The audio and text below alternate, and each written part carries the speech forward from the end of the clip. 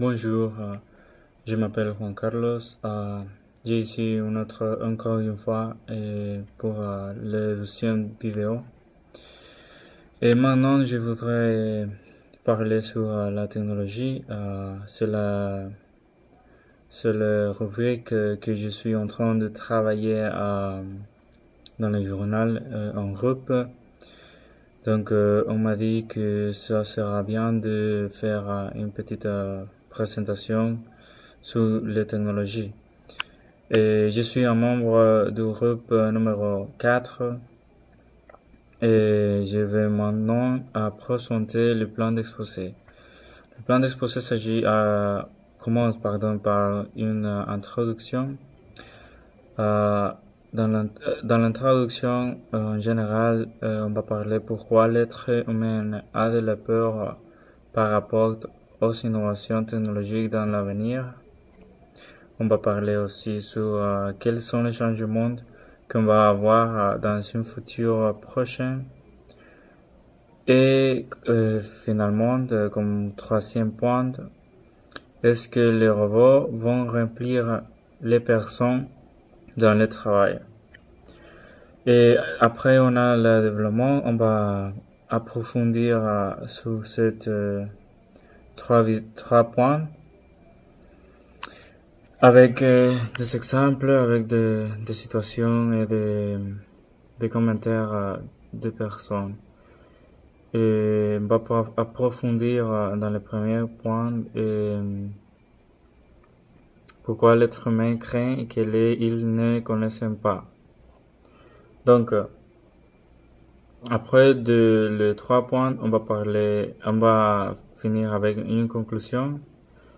Donc, je vais donner mon opinion sur le sujet et une petite synthèse.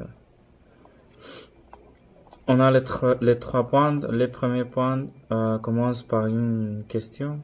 Pourquoi l'être humain craint ce qu'il ne connaissait pas? Donc, on déjà sait que l'être humain craint tout ce qu'ils ne sont pas, euh, ils ne sont pas, comment dire, à ce qu'il ne veut pas. Donc, sont déjà l'être humain craint ce qu'il ne connaît. Beaucoup d'innovations sont déjà là, mais on n'est pas conscient et pourquoi et on a peur de le.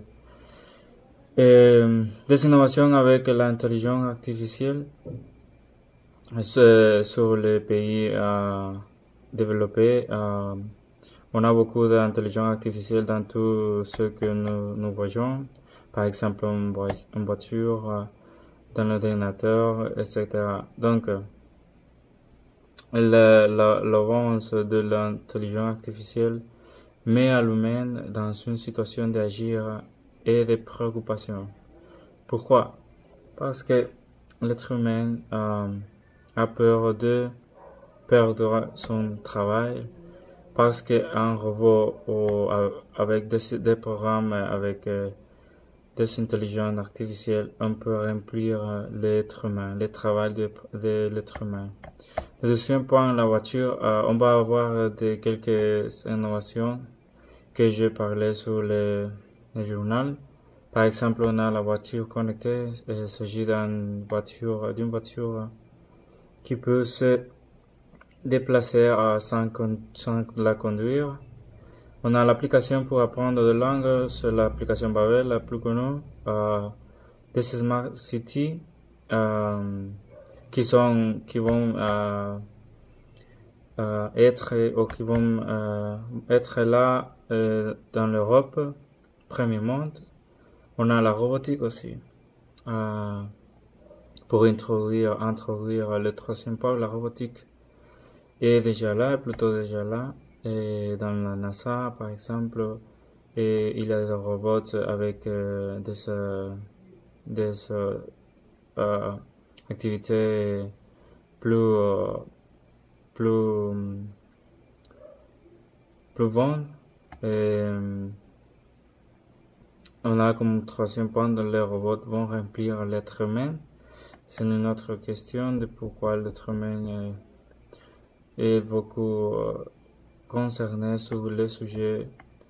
Et oui, je le réponds avec un oui. C'est plutôt possible dans quelques travaux. Pourtant, des experts ont dit que ça sera possible de travailler avec la robotique ou l'intelligence artificielle pour avoir le meilleur des deux mondes, c'est-à-dire on a la main des humains et aussi la partie de la robotique pour avoir le meilleur des deux mondes. L'humain en contrôlant la robotique ou le robot surveillant. Donc, comme conclusion, la technologie est toujours là. Honduras, on ne peut pas avoir de cette manière parce qu'on est dans un pays sous-développé. Néanmoins, on doit embrasser et former conscience de que quelques jours au Honduras, on l'aurait pour améliorer notre forme de vie. Elle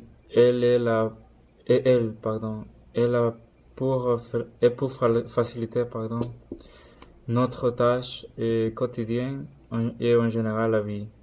Donc, les humains seront là, mais la main humaine sera là pour travailler, mais et aussi l'intelligence artificielle et la robotique, mais les humains vont la surveiller.